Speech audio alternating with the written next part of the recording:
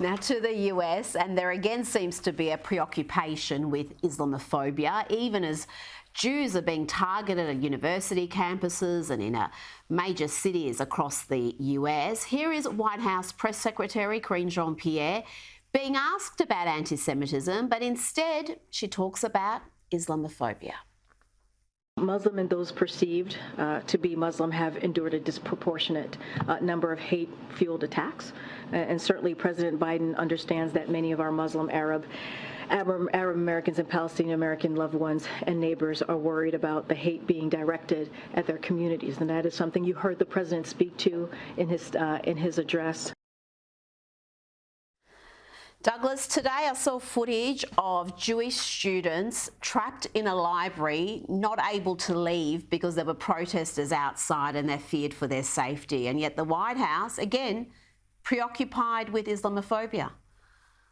Yeah, I saw that same footage, Rita. I also read an account of one of the students these were just Jewish students who had to be locked in a room for their own safety as crowds outside chanted pro-Palestinian slogans. Can you imagine any other community where this would be acceptable? Apparently, by the way, the Jewish students were offered various ways out by some of the college people there, including the possibility they could hide in the attic.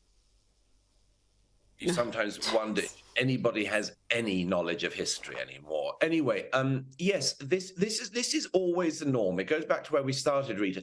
Always the playbook is Jews are murdered by Muslim fanatics.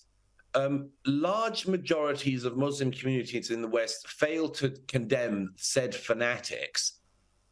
Certain proportions seem to go along with them. Muslims promptly call victim on themselves, and the Jews are blamed.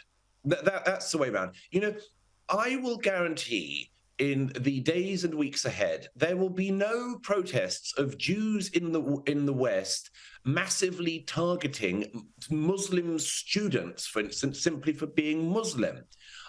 There will not be a campaign of vile harassment on innocent Muslims who happen to be going about their business by large crowds of Jews. But that is the case with Muslims against Jews. And yet it is the Muslims who are still seen as the victims in this situation.